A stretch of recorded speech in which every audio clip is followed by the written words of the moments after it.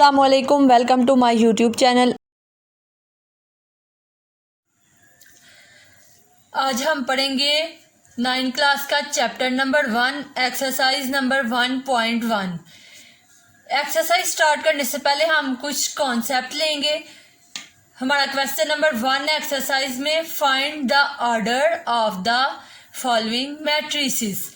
अब आपके माइंड में आ रहा होगा कि ऑर्डर क्या है और मैट्रिसेस क्या है।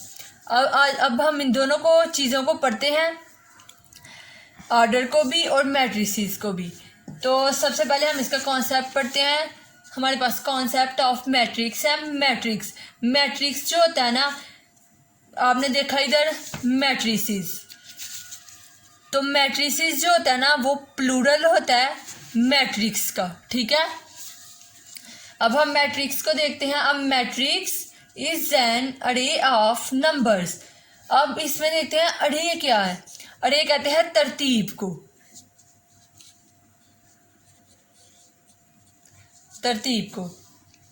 ये हमारे पास एक एग्जांपल है, हम इसमें देखते हैं। ये देखिए, ये नंबर्स हैं 6, 4, 24, 1, -9, 8। ये हमें उन्होंने नंबर दिए हुए एक तरतीब में है। ये ऐसे एक तरतीब में लिखे हुए हैं, ऐसे देख लें या ऐसे देख लें, एक तरतीब में है। इसे हम कहते हैं अरे। अब देखें हम मैट्रिक्स का, ये देखें, ये जो है ना स्क्वायर ब्रैकेट, इसको कहते हैं हम स्क्वायर ब्रैकेट। जो नंबर्स, कोई भी जो नंबर्स होते हैं ना, जो अरे मतलब तरतीब में दिए होते हैं, जिनकी साइड पे स्क्वायर ब्रैकेट होती है, इसको हम कहते हैं मैट्रिक्स। ये एक मैट्रिक्स है। अब इसमें कोई भी नंबर हो सकते हैं, ज़्यादा भी हो सकते हैं, 1 रो, 2 रो, 3 रोज भी हो सकती हैं, कॉलम्स भी। अब आपके माइंड में आ रहा होगा ना रोज और कॉलम्स क्या है, वो हम नेक्स्ट देखते हैं। उसके बाद है मैट्रिक्स ऑर्डर। अब आप सोचते होंगे ऑर्डर क्या है। The number of rose and columns that a matrix has is called its order. यानी जो नंबर्स ऑफ रो और नंबर्स ऑफ कॉलम्स, नंबर किसे कहते हैं, तादाद को। यानी जो तादाद है, रोज की तादाद और कॉलम्स की तादाद है, उसे हम कहते हैं orders. Number of rose and number of columns, उनको हम कहते हैं ऑर्डर। एक मैट्रिक्स में जो रोज और कॉलम होती हैं, इनको हम कहते हैं ऑर्डर्स। अब हम रोज को देखते हैं। सबसे पहले ये देखिए, रोज और कॉलम। अब मैं आपको रोज का बताती हूँ। तो रोज देखते हैं। In matrix the entries presented in horizontal way. अब सबसे पहले एंट्रीज क्या है। एंट्रीज जो होती है ना, एक मैट्रिक्स के अंदर जितने हमें नंबर्स दिए होते हैं ना, इनको कहते हैं एंट्रीज। अब इसमें देखिए उन्होंने हमें कितने नंबर दिए हुए हैं, 9। ये 9 नंबर दिए हुए हैं, इसको हम कहते हैं एंट्रीज, ठीक है। अब हम आते हैं रोज की तरफ। जो इस फॉर्म में हमें नंबर दिए हुए ना, ऐसे उन्होंने हमें नंबर दिए हुए हैं, इसको कहते हैं रोज। ये एक लाइन रो 1, ये सेकंड लाइन रो 2, और ये 3 लाइन रो 3, और ये एक स्क्वायर ब्रैकेट के अंदर है। ये एक मैट्रिक्स है। अब इस मैट्रिक्स में कितनी रोज हैं, 3। तो जो इसमें होती है, इसको कहते हैं, जो ऐसे लाइन होती है ना, उसको हम कहते हैं हॉरिजेंटल, और जो ऐसे होती है उसको कहते हैं कॉलम। तो ये हमें ऐसे दिए हुए हैं, तो ये क्या है, हॉरिजेंटल वे है। इसको हॉरिजेंटल वे भी कहते हैं, रोज भी कहते हैं, ठीक है। अब नेक्स्ट हम आते हैं कॉलम की तरफ। तो अब ये हमारे पास है column. In matrix all the entries present in vertical way are called column of matrix. यानी जो इस फॉर्म में है, पहले हमें इस फॉर्म में थे, उनको हमने कहा रोज। हमेशा उनको क्या कहते हैं, रोज। अब जो इस फॉर्म में होगी, जो इस फॉर्म में लाइन होती है, इसको कहते हैं वर्टिकल लाइन। इस लाइन वाली को कहते हैं हॉरिजेंटल लाइन, इस लाइन वाली को कहते हैं वर्टिकल लाइन। तो ये उन्होंने हमें इस लाइन में दिए हुए हैं, तो ये हमारे पास क्या है, वर्टिकल लाइंस है। वर्टिकल लाइंस को क्या कहते हैं, कॉलम, और हॉरिजेंटल लाइंस को कहते हैं रोज। तो ये उन्होंने हमें कॉलम का बताया। इसमें कितने कॉलम है, कॉलम 1, 2, 3, यानी इसमें उन्होंने हमें 3 कॉलम दिए हैं। और अगर रोज देखें ऐसे, तो हमें उन्होंने रोज भी 3 दी हुई हैं। अब हम एक्सरसाइज पे आते हैं, क्वेश्चन नंबर 1 पे आते हैं। तो हमने देखा ऑर्डर्स का भी, ऑर्डर्स किसे कहते हैं और मैट्रिक्स किसे कहते हैं। अब हमारे पास क्वेश्चन 1 है, ये ए, उन्होंने हमें एक मैट्रिक्स दिया हुआ है। अब उन्होंने कहा है find the order of the following matrix. तो ऑर्डर मैंने आपको बताया ऑर्डर क्या है, नंबर्स ऑफ रो और नंबर्स ऑफ कॉलम जितने भी एक मैट्रिक्स में होते हैं उसको कहते हैं ऑर्डर। तो हम देखते हैं इसमें ये मैट्रिक्स है, इसमें कितनी रोज है।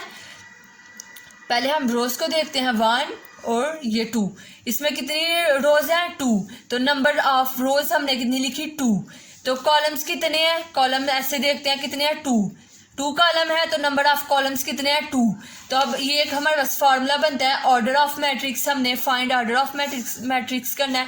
तो ये order of matrix equal to number of rows by number of column. तो नंबर ऑफ रोज कितनी थी 2 बाय इधर लिखा, तो नंबर ऑफ कॉलम्स कितने थे 2। तो ये यानी हमारे पास बन गया 2/2।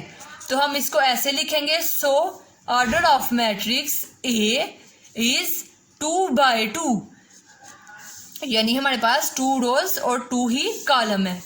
ये इसका आंसर है। अब नेक्स्ट क्वेश्चन हम देखते हैं, क्वेश्चन नंबर 2। अब ये हमारे पास सेकेंड वाला मैट्रिक्स है बी। अब हम इसकी नंबर ऑफ रोज देखते हैं 1 2, ये हमारे पास 2 रोज और कॉलम्स भी इसमें कितने हैं 2s, नंबर ऑफ कॉलम्स 2। तो ये क्या हो गया ऑर्डर ऑफ मैट्रिक्स 2 रोज और 2 कॉलम। हम इसको कैसे लिखेंगे 2/2। So the order of matrix B is 2/2। Next C वाला क्वेश्चन है हमारे पास। इसमें देखें हमारे पास पहले हम रोज देखेंगे, रोज कितनी है, एक ही रो है, तो हमने लिखा 1। मैंने ये आपको एक्सप्लेन किया, अब मैं थोड़ा शॉर्ट करती हूँ, अब आपको समझ आ गई होगी। तो अब कॉलम देखते हैं 1 और ये 2, ये 2 कॉलम है, तो हमने क्या लिखा 1 रो और 2 कॉलम 1/2। तो इसको कैसे लिखेंगे, सो the order of matrix is 1/2। अब हम 4 वाले क्वेश्चन पे आते हैं, डी वाले पे। इसमें हम देखते हैं रोज और कॉलम को। सबसे पहले हम रोज को देखेंगे 1 2 3, जो ऐसे होती हैं वो रोज होती हैं। तो कितनी रोज है हमारे पास 3, और कॉलम देखते हैं एक ही कॉलम है हमारे पास, एक ही वर्टिकल लाइन है। तो ये हमारे पास क्या बन गया 3/1। तो हम इसको कैसे लिखेंगे, सो the order of matrix is 3/1। अब हम 5 वाले क्वेश्चन पे आते हैं। 5 वाला क्वेश्चन है ई। अब हमेशा याद रखना जो भी मैट्रिक्स होगा उसका एक नेम ज़रूर होता है, ABC, कोई भी उसका नेम लाजमी होता है मैट्रिक्स का। अब हम इसमें रोज देखते हैं 1 2 3, इसमें कितनी रोज है 3 और कॉलम कितने हैं 2। तो ये क्या हो गया 3/2। इसको हम कैसे लिखेंगे, सो the order of matrix is 3/2। अब हमारे पास 6 वाला एफ का सिर्फ उन्होंने हमें 2 दिया है, यानी ये रोज देखें तो 1 और कॉलम भी देखें 1, यानी 1/1। इसकी एक रो है और एक ही कॉलम है।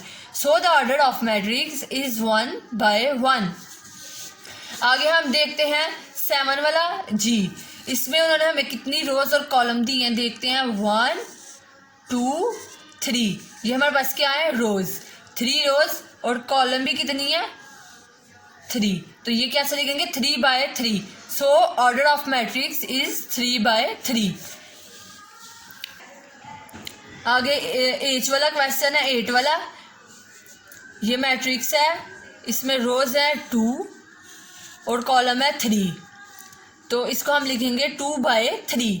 सो the order of matrix is 2/3। ये हमारा एक्सरसाइज 1.1 का पार्ट 1 क्वेश्चन नंबर 1 कंप्लीट हो गया।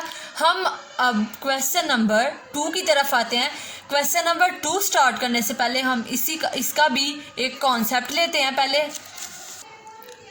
अब हम एक्सरसाइज 1.1 का क्वेश्चन नंबर 2 करते हैं। क्वेश्चन नंबर 2 करने से पहले हम ये एक छोटा सा कॉन्सेप्ट लेते हैं इक्वल मैट्रिक्स का। इक्वल मैट्रिसेस का इक्वल मैट्रिसेस क्या होते हैं देखते हैं। Let A and B 2 matrix, यानी ए, ये देखें ए और बी 2 मैट्रिक्स उन्होंने हमें दिए हुए हैं। Then A set to B equal to B, यानी ए जो है बी के इक्वल होना चाहिए। ये अब 2 मेथड से हो सकता है। उन्होंने कहा हुआ इफ एंड ओनली इफ, यानी 2 मेथड हम इसके देखते हैं। पहला मेथड देखते हैं, the order of A is equal to the order of B, यानी जो ऑर्डर्स हमने ऑर्डर्स पढ़े हैं, ऑर्डर्स क्या होते हैं, यानी रोज और कॉलम, यानी 2 रोज और 2 कॉलम, इसके भी 2 रोज और 2 कॉलम। यानी अगर हम इसको ऑर्डर से देखें, the order of A is equal to B, यानी इसके और इसके ऑर्डर दोनों के सेम है, इसकी भी 2 रोज हैं, इसकी भी 2, इसके भी 2 कॉलम है, इसके भी 2 कॉलम है।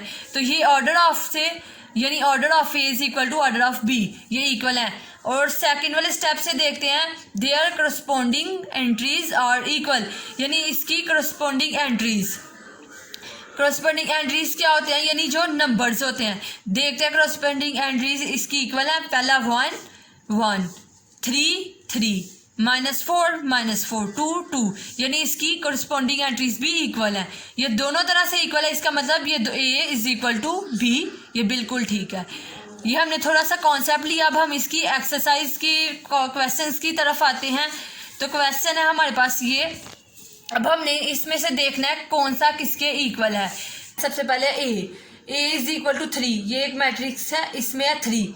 अब हम ये देखते हैं इनमें से ये किसके इक्वल है, तो ये किसके इक्वल है, सी के। यदि सी देखेंगे 5 - 2, 5 को 2 में से माइनस करेंगे तो हमारे पास सी के आ जाएगा 3। तो ए इज इक्वल टू सी, ए सी के इक्वल है। उसके बाद है बी में क्या है, 3 और 5, बी का 3 और 5 अब देखते हैं किसके इक्वल है। तो इसमें से देखते हैं आई है इसका, आई को देखते हैं, 3 और 2 को हम प्लस करेंगे, ये आई है। इसमें से 3 और 2 को प्लस करें क्या आता है, 5। तो ये 3 और 5 ये दोनों एक दूसरे के इक्वल हैं, बी इज इक्वल टू आई। उसके बाद ई क्या है, 460T 2 ई। उसके बाद एच ये और ये जे ये तीनों क्या है, इक्वल। अब इसको देखते हैं, 2 को 2 में प्लस करें क्या आता है, 4, 2 को 2 में से माइनस करें 0, 4 को 2 में प्लस करें 6, 2 को 0 में प्लस करें तो 2। तो ये किसके इक्वल हो गया, इन दोनों के इक्वल हो गया ये तीनों। E is equal to H is equal to J, ये तीनों इक्वल है। उसके बाद है हमारे पास एफ, डी किसी के इक्वल नहीं है। ई हमने देख लिया इन तीनों के इक्वल। एफ 2/6, एफ किसके इक्वल है, जी के। 3 में से 1 माइनस करें 2, 3 में से 3 प्लस करें 6। तो ये एफ और जी दोनों इक्वल है। ये इन तीनों के इक्वल हो गया, ये इसके इक्वल हो गया, बस डी ये किसी के इक्वल नहीं है। तो ये हमारे पास आ गया, A is equal to C, B is equal to I, E is equal to H is equal to J, F is equal to G. ये हमारा सेकंड पार्ट कंप्लीट हुआ। अब हम थर्ड वाला क्वेश्चन देखते हैं। क्वेश्चन नंबर 3 हम start करते हैं, find the values of A B C. अब हमने ए बी सी की वैल्यू फाइंड करनी है एंड डी और डी की, विच सेटिस्फाई द मैट्रिक्स इक्वेशन। ये हमारे पास एक इक्वेशन दी हुई है, इसमें अननोन वैल्यूज हैं। अब हमने देखना है ए बी सी और डी की कौन सी वैल्यू है। तो हम सबसे पहले क्या करेंगे, ए प्लस सी को इसके करस्पॉन्डिंग रखेंगे 0 के, ये हमारे पास इक्वेशन 1। ए प्लस 2b को -7 के करस्पॉन्डिंग रखेंगे, c -1 को 3 के करस्पॉन्डिंग रखेंगे, 4d -6 को 2d के करस्पॉन्डिंग रखेंगे। ये हमने इनको सबको इक्वल रखा तो हमारे पास ये 4 इक्वेशन आ गई। अब हमने इनमें से a b c और d को फाइंड करना है। अब हमने इसमें से देखना है कौन सी वैल्यूज हम पहले फाइंड करेंगे। तो हम देखते हैं इक्वेशन नंबर 3 को, c -1 इज इक्वल टू 3। अब आप पूछेंगे कि पहली क्यों नहीं, दूसरी क्यों नहीं, तीसरी ही क्यों? तो मैं आपको ये भी बताती हूँ। तो हम देखते हैं c -1 इज इक्वल टू 3 है, तो ये -1 जब इस साइड पे जाएगा तो ये क्या हो जाएगा, +3। तो ये देखें c इज इक्वल टू 3 + 1, तो ये हमारे पास क्या वैल्यू आ गई, c इज इक्वल टू 4। ये हमारे पास एक वैल्यू निकल आई c की। अब हमारे पास क्या चाहिए, a b और d की वैल्यू। तो हम अब देखते हैं, हमने ये थर्ड इक्वेशन इसीलिए ली है क्योंकि ये देखें, अगर हम फर्स्ट वाली से करते हैं, इसमें से ना a की वैल्यू निकलती थी ना c की, और बी वाली को देखें इसमें से भी नहीं थी निकलती, और ये फोर्थ वाली को देखें इसमें से भी नहीं थी निकलती, इसलिए हमने ये 3 वाली लिया। इसमें से हमें देखें आराम से सी की वैल्यू मिल गई है। अब हमने सी की वैल्यू को इक्वेशन 1 में पुट करना है, तो हमें कौन सी वैल्यू मिल जाएगी, ए की। तो देखते हैं, ये देखें हमने a plus C is equal to 0, ये हमने वैल्यू ली। अब हमने a को ऐसे लिखा, प्लस सी की जगह हमने जो हमें वैल्यू मिलेगी थी 4 वो लिखा इज इक्वल टू 0। तो ये 4 प्लस में इधर जाके माइनस में हो जाएगा, तो ये हमें a की वैल्यू मिल जाएगी। पीछे हमारे पास रहेगी b और d की। अब हमने a की वैल्यू को इक्वेशन नंबर ये देखें 2, अब हमारे पास a की वैल्यू है ना, तो b की हमने फाइंड करनी है। तो हमने a को अब b वाली वैल्यू में ये 2 वाली वैल्यू में पुट करना है, 2 वाली इक्वेशन में हमने इसको पुट करना है। तो देखते हैं a plus 2b is equal to -7, ये हमारे पास 2 वाली इक्वेशन है। इसमें से हमने देखें a हमारे पास क्या है -4 लगा दिया, प्लस 2b ऐसे इज इक्वल टू -7। अब हमारे पास ये 2b इधर ही रहेगा, ये -7 ये माइनस में है, ये प्लस में प्लस हो जाएगा, तो इधर जाके 4 प्लस हो गया। अब 2b ऐसे इज इक्वल टू -7 में से जब बड़ी वैल्यू में से छोटी को माइनस करते हैं, अगर उसके साथ माइनस है तो हमारे पास -3 आएगा, ठीक है। उसके बाद हमारे पास ये b, ये 2 इधर जाकर डिवाइड हो गया, जो इधर मल्टीप्लाई हो रहा है तो दूसरी साइड पे जाके डिवाइड हो जाती है वैल्यू, तो ये -3/2 आ गया। मजीद इसको हम डिवाइड करेंगे तो हमारे पास क्या आ जाएगा, -1.5। अब हमारे पास a की भी वैल्यू आ गई, c की भी और b की भी। अब हमने किसकी फाइंड करनी है, d की। तो d की वैल्यू देखते हैं, ये हमारे पास ये वाली इक्वेशन आ गया, तो इसमें यहाँ भी d है और यहाँ भी, तो ये हमें d की वैल्यू आराम से मिल जाएगी। तो हम अब d की वैल्यू फाइंड करते हैं फ्रॉम इक्वेशन नंबर 4 से। तो ये हमारे पास इक्वेशन नंबर 4 है, 4d minus 6 is equal to 2d। तो 4d इधर ही रहेगा, -6 है उधर जाके प्लस हो जाएगा। उसके बाद 4d ये d है, तो ये वाली d जो 2d है, d की वैल्यू इधर आ जाएगी और 6 इधर ही देगा। 4d में से 2d माइनस करेंगे तो 2d आ गया इज इक्वल टू 6। अब d इधर ही रहेगा, 2 इधर मल्टीप्लाई हो रहा है तो इधर जाकर डिवाइड हो जाएगा। अब 6/2 को डिवाइड करेंगे, 2 1 टाइम 2 और 2 को 3 टाइम करेंगे तो 6 आता है। तो ये हमारे पास d की वैल्यू आ गई 3। अब हमारे पास चारों ही वैल्यूज आ गई। अब हम इसको लिखेंगे, so a is equal to -4 आया, b is equal to -1.5, c is equal to 4, d is equal to 3। ये हमने एक्सरसाइज 1.1 चैप्टर नंबर 1 की कंप्लीट की है, तीनों इसके पार्ट। उम्मीद करती हूँ कि आपको अच्छे से इसकी समझ आई होगी। अगर नहीं आई तो आप मेरे से कमेंट्स में पूछ सकते हैं। अल्लाह हाफिज़। नेक्स्ट हम 1.2 करेंगे, उस वीडियो में हम आपसे मुलाकात होगी। Thank you so much.